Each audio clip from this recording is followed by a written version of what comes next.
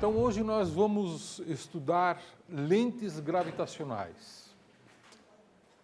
Lentes, vocês sabem que é uma peça de vidro que a gente usa para ampliar a visão, não é? Lente gravitacional é uma coisa muito parecida, só que em vez de ser de vidro, é um campo gravitacional que é usado para amplificar a visão de uma certa maneira. Como é que foi a história das lentes gravitacionais? Uma lente gravitacional, a ideia surgiu a partir da teoria da relatividade geral, né? Essa teoria afirma que a matéria provoca a curvatura do espaço-tempo. Então, se o espaço é curvo, os raios de luz seguem a curvatura do espaço. Então, por exemplo, na vizinhança do Sol, o espaço é mais curvo, os raios de uma estrela tendem a sofrer um desvio. E essa ideia do Albert Einstein foi testada no ano de 1919, durante um eclipse solar. Essas observações foram feitas em dois lugares, uma numa ilha do Oceano Atlântico e outra em Sobral, no Ceará. E o que se verificou? A ideia era que, se você ver duas estrelas, ou quantas estrelas forem, sem nada no meio, você vê elas numa dada posição. Se você colocar um corpo, no caso o Sol, no meio dessas duas estrelas, a luz dessa estrela vai sofrer uma curvatura e você vai achar que a estrela não está mais nessa posição, e sim nesta posição. Então, a estrela aparente se desloca um pouco mais da estrela real, por causa da curvatura do espaço-tempo produzida pelo Sol. Então, a ideia que existiu na época, e foi um projeto liderado pelo Arthur Eddington, um astrofísico inglês, foi de fotografar um campo de estrelas antes do eclipse e depois do eclipse. Durante o eclipse, perdão. Antes do eclipse, para ver as posições reais das estrelas, e depois e durante o eclipse, para ver o deslocamento dessa posição, né? E isso, de fato, foi feito, né? O Sol foi observado, aqui existem alguns pontos de imagem que ficam difíceis de serem vistos na reprodução, mas a diferença entre a posição das estrelas antes do eclipse e durante o eclipse, de fato, houve um movimento de aproximadamente 1 segundo de arco, um pouco mais, exatamente igual ao previsto pela teoria da relatividade geral. Essa confirmação deu, na época, 1919, manchetes dos principais jornais do mundo. Foi uma coisa realmente bombástica. Por quê? Porque provou pela primeira vez, de uma maneira muito concreta, através de um experimento, que a teoria correta da gravitação era a teoria do Einstein, e não a teoria do Newton, porque até então havia essa dúvida, né? Então, passou-se a ter uma teoria superior à teoria newtoniana, a teoria melhor do que a teoria newtoniana. Tá certo? Isso foi, então, muito comemorado e Einstein passou a ser uma celebridade a partir dessa data, né? Bom, o próprio Einstein imaginou que, isso ele publicou na década de 1930, que você poderia ter, inclusive, chegar a ter uma imagem dupla de um mesmo objeto, né? Na época não se conhecia quasares, mas se você tivesse uma galáxia distante, quasar ou não, e uma galáxia mais próxima, então a luz poderia seguir esta trajetória, né?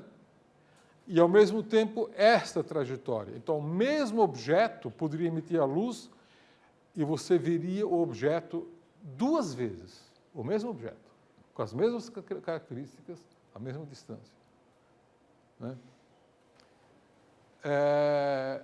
Essa ideia o Einstein publicou, e mais tarde, alguns anos depois, um outro sujeito chamado Fritz Zwicky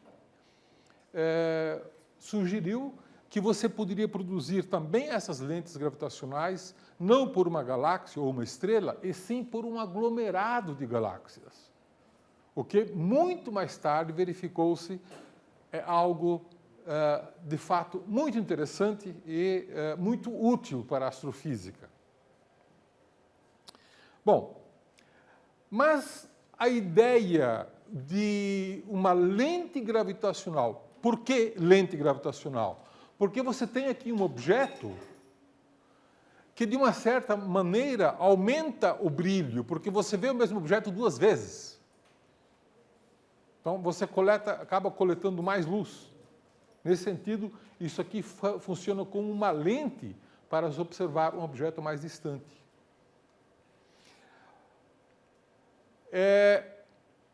Existem hoje 3 categorias de lentes gravitacionais, né?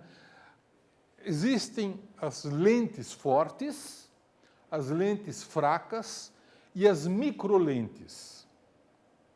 E eu vou mostrar alguns exemplos dessas categorias para vocês entenderem o que são esses conceitos, né? Então, uma lente forte seria um objeto que claramente você vê pelo menos duas vezes. E isso foi descoberto em 1979. Foi descoberto um quasar gêmeo, né? Um quasar gêmeo A e B, separado de pouquíssimos 2 segundos de arco, aproximadamente. E esses 2 quasares estavam exatamente à mesma distância, tinham exatamente as mesmas características espectrais, né?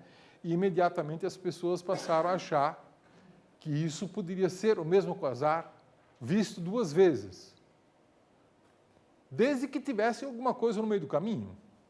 O quasar é muito brilhante, e essa coisa no meio do caminho podia ser uma galáxia menos brilhante, e não visível diretamente, né? Mas isso foi visto, né? Há vários casos, hoje em dia, nós vemos 2 objetos, 2 quasares idênticos e, no meio, uma galáxia, né? Agora, pense bem, 2 objetos, por que não 3, 4 ou um anel? Né?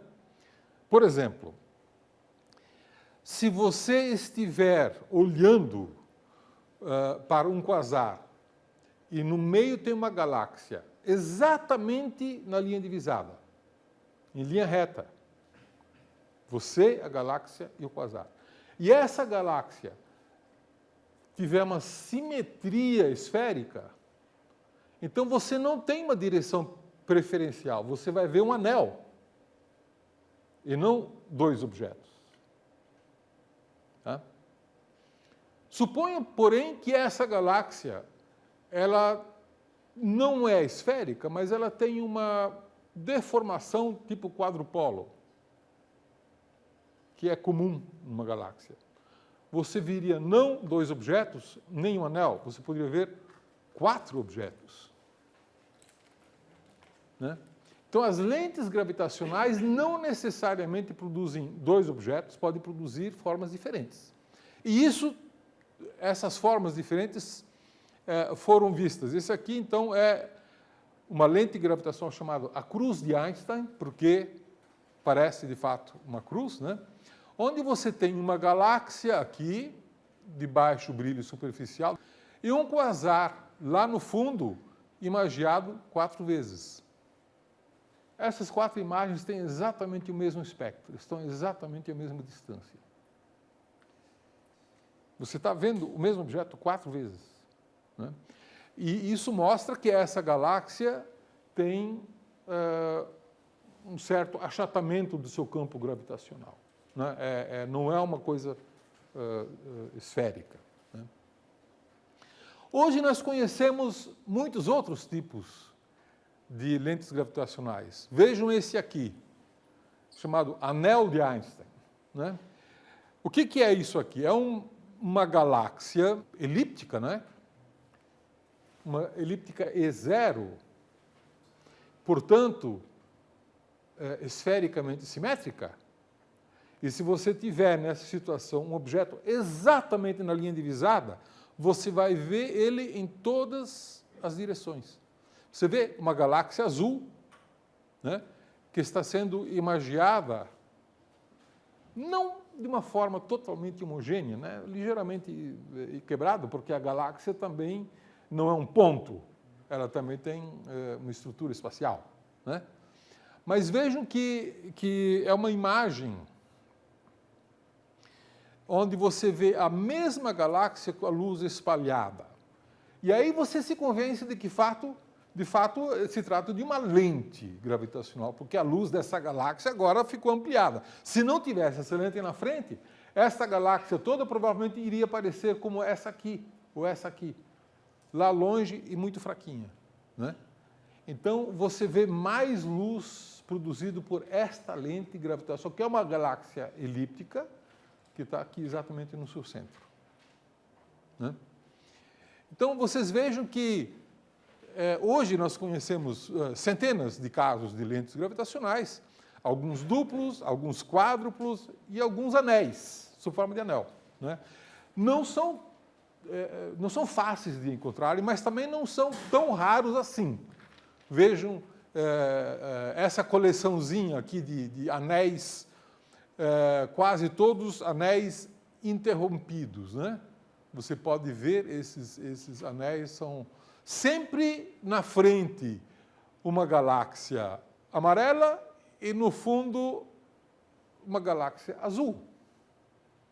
Por quê? Você tem sempre a lente, uma galáxia amarela, e no fundo uma galáxia azul.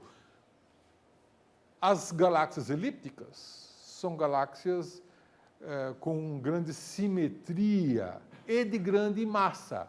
Portanto, são lentes gravitacionais muito eficientes. E elas vão imagiar alguma coisa que está distante.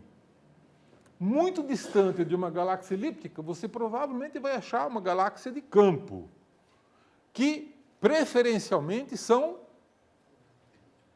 espirais. 70% das galáxias de campo são espirais.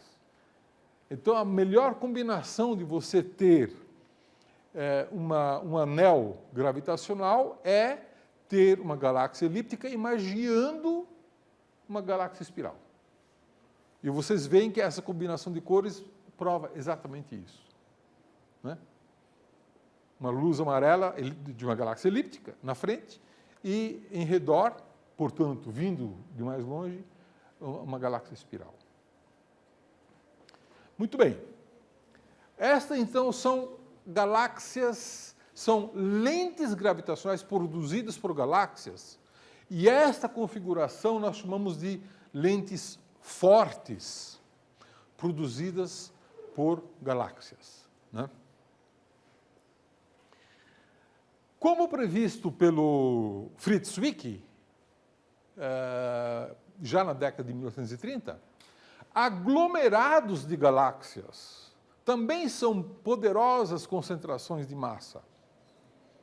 E você poderia, em princípio, ver um aglomerado de galáxias produzindo uma lente gravitacional de objetos que estão muito mais distantes.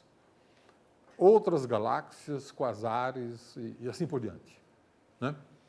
Então, aqui nós temos um exemplo de um aglomerado de galáxias. Vocês podem reconhecer facilmente uma galáxia elíptica central, várias outras galáxias amarelas e alguns objetos mais azulados, estrelas ou galáxias. Em princípio, é difícil você dizer desta imagem o que é uma estrela, o que é uma galáxia, o que é um quasar e se tem alguma lente gravitacional. Né? Mas um estudo detalhado deste aglomerado mostrou uma coisa muito curiosa. E a curiosidade é o seguinte: estas 4 estrelas aqui são o mesmo quasar. E esta galáxia aqui e esta são a mesma galáxia. Você tem uma galáxia lá longe, você tem um quasar também lá longe, e um aglomerado na frente. E ele produziu 4 imagens do quasar e 3 imagens da mesma galáxia. Né? Você só sabe isso quando você tira o espectro de cada um desses objetos e verifica que os espectros são absolutamente idênticos. Né? Estão exatamente à mesma distância, têm o mesmo reativo, mas também têm a mesma composição espectral. Portanto, são idênticos. É o mesmo objeto. Né? São exemplos muito interessantes de como um aglomerado de galáxias pode produzir lentes que são também lentes fortes, né? Porque você produz claramente objetos múltiplos. Você tem uma pergunta? Como que A primeira lente gravitacional foi quando se descobriu o quasar gêmeo. E pelo fato exatamente de terem 2 espectros idênticos, separados de 2 segundos de arco, um pouco menos, é que se percebeu que se tratava do mesmo objeto. Essas outras lentes todas foram descobertas depois de 1979. A maioria pelo telescópio espacial Hubble. Vamos olhar o próximo slide. Você vai ver por que com o telescópio espacial você consegue enxergar coisas que com o telescópio terrestre você não consegue. Né? Aqui, evidentemente, você tem um aglomerado de galáxias. Né? Não preciso convencer vocês disso. Né? Muitas galáxias elípticas, amarelas. E isso aqui é a mesma galáxia, né, espichada aqui, e até aqui do outro lado também, né, sugerindo que você tem uma gigantesca massa cujo campo gravitacional está produzindo esta, quase anel, é um anel quebrado, né? O que sugere, já de início, que esse aglomerado tem uma distribuição de massa com maior simetria esférica do que o aglomerado anterior. Porque o aglomerado anterior não produziu nada segmentado, produziu imagens distintas, o que sugere que o campo era mais fragmentado. Aqui você tem um campo mais simétrico. Né? E, novamente, você percebe que a lente é um aglomerado massivo que está imagiando, produzindo imagens múltiplas de uma galáxia espiral azul, que está a uma distância muito maior. Aqui você tem um outro caso de Abell, do aglomerado Abell 383, né? Também uma imagem do telescópio espacial, onde você novamente vê aqui um arco grande de uma galáxia sendo imagiada pela massa do aglomerado, né? Que está nessa posição.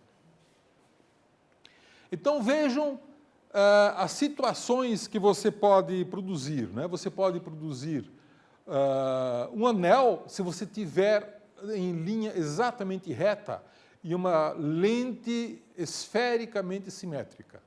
Você pode produzir uma cruz de Einstein se você tiver exatamente na linha reta, mas uma lente em formato de quadrupolo. Né? Ou então um aglomerado de galáxias que produz arcos, semiarcos e assim por diante. Esses todos são exemplos de lentes fortes. Agora vamos ver um outro caso de chamado lentes fracas. O que são lentes fracas? Lentes fracas Imagine que você está olhando para um aglomerado rico de galáxias, e lá no fundo tem um campo rico de galáxias, mas não são galáxias que estão exatamente na linha divisada. Estão um pouco mais distante. Então, todas as galáxias vão ter uma pequena deformação. Uma pequena deformação. E estudando cada uma dessas galáxias individualmente, você não pode concluir muita coisa. Mas se você fizer um estudo estatístico de todas essas galáxias que estão no fundo, você pode, inclusive, fazer um mapa da distribuição de matéria que está no meio do caminho. Esse é um método chamado de lentes fracas. Fracas porque produzem pequenas deformações nas galáxias, não deformações tão fortes, como vocês viram nos exemplos anteriores, e que, por isso mesmo, nós chamamos de lentes fortes. Lentes fracas, vamos supor aqui uma simulação, né, de galáxias distribuídas lá no fundo. São galáxias puras e aqui galáxias com algum nível de ruído no meio. Nada na frente. Aí você coloca uma massa equivalente a uma massa de um aglomerado de galáxias na frente, vejam o que você passa a ver. Né? Uma lente com galáxias simuladas, puras, e uma lente com galáxias mais ruído. É fácil você distinguir esta imagem à esquerda da imagem à direita. Não é verdade? E com algum método estatístico um pouco mais elaborado, com essa imagem à direita, você pode recuperar a distribuição de massa invisível que está na frente. E eu vou mostrar, então, aqui agora um exemplo de um aglomerado que produz nenhuma lente forte facilmente identificável. Mas, quando você olha as galáxias muito fracas, que estão lá no fundo, né, com grandes telescópios e técnicas muito sofisticadas, você consegue identificar um grande número de galáxias fracas e calcular, medir a posição e o ângulo de cada uma dessas pequenas galáxias, né? E com isso você consegue, então, fazer uma distribuição da massa deste aglomerado. E vocês vejam, aqui você tem um outro aglomerado que tem uma outra massa distinta, né, como se fossem duas grandes ilhas de massas. Certamente são dois grandes aglomerados em colisão, né? Irão colidir no futuro. Então, essa distribuição de massa aqui, ela pode ser feita sem que você estude os objetos do aglomerado, as galáxias, ou sem que você estude a emissão de raio-x do aglomerado, que é o gás quente, e que, em geral, tem uma massa maior do que a soma de todas as galáxias. Tipicamente, o gás que emite raio-x tem 3 vezes mais massa do que a soma de todas as galáxias. Você pode fazer um mapa da massa usando apenas objetos de fundo, como lentes gravitacionais fracas. Isso é um método extremamente poderoso, por exemplo, para estudar a questão da matéria escura. Né? Com isso, você pode fazer um estudo da matéria escura associado a aglomerados de galáxias, né? E verificar que a matéria escura é, de fato, uma realidade. Né? Portanto, lentes gravitacionais, elas são, por um lado, curiosidades, né? São uma coisa muito interessante. Mas, por outro lado, permite que, através da amplificação da luz, você possa estudar facilmente objetos que estão muito distantes. É como se fosse uma ajuda ao telescópio. né? Você pode estudar galáxias muito mais distantes porque tem a sua luz amplificada. Então, elas são uma espécie de ferramenta, mas também são uma ferramenta extremamente útil e poderosa para você estudar a distribuição de massa de aglomerados de galáxias. Você tem uma pergunta? Eu ia perguntar disso mesmo. A pergunta é, uma lente gravitacional produz informação sobre objetos de fundo, né? Mas o estudo dos objetos de fundo também produz informação sobre a lente gravitacional. Eu diria que as informações são distintas, né? Você produz informações sobre o objeto, sobre a lente, mas também sobre o universo mais distante, mais difícil de ser estudado. Mas eu diria que os resultados, digamos, mais palpitantes, vieram do estudo da matéria da lente, né? Esta, de fato, é um caso interessante porque, em uma situação, pelo menos, que é chamado aglomerado da bala, né, provou que matéria escura existe, né? E isso é algo de uma importância, né, na astrofísica que é extraordinária, né?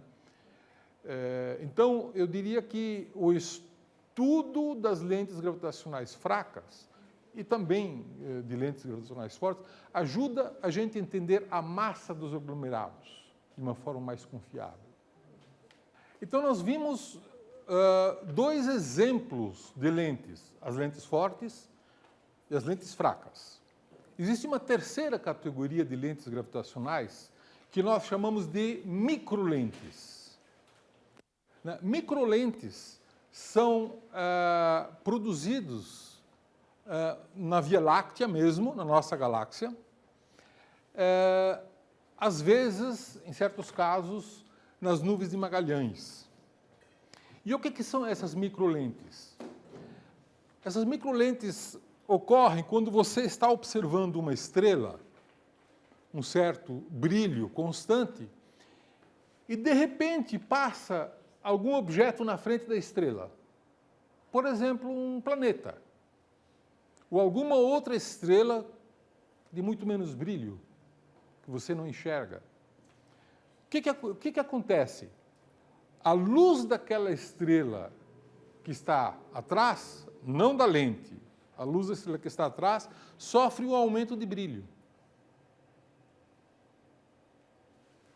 Né? Simétrico, e nunca mais. Apenas uma vez. Né? É chamado lente microlente, porque é produzido em cima de uma estrela por algum objeto que passou na frente. Um objeto escuro, vamos dizer assim. Um planeta, uma anã marrom, ou mesmo uma estrela muito menos luminosa. Né? A partir das propriedades dessa curva de luz, você pode inferir algumas características sobre o que teria se produzido essa lente. Mas vocês vejam que o aumento do brilho é bastante significativo, né?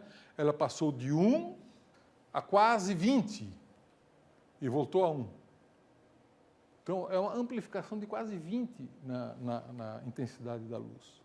Né? E com isso você pode estudar a quantidade, o conteúdo de, por exemplo, planetas ou estrelas de baixa massa da Via Láctea. Se você fizer um grande recenseamento de lentes, microlentes, você pode inferir algumas propriedades muito interessantes sobre objetos de baixa massa. Menos luminosos, não de baixa massa, menos luminosos, que de outra forma você não vê. Isso já foram feitos vários estudos, então nós conhecemos hoje milhares de microlentes que ocorreram. Mas são microlentes que não se repetem, eles só ocorrem uma vez. Porque você tem a estrela, um objeto passa na frente só uma vez, nunca mais ele volta. Né? Então, com isso, a gente vê que lentes gravitacionais podem ser muito úteis, tanto lentes fortes, quanto lentes fracas, quanto microlentes. Né? Elas estudam ajudam a gente a compreender vários outros tipos de objetos no universo.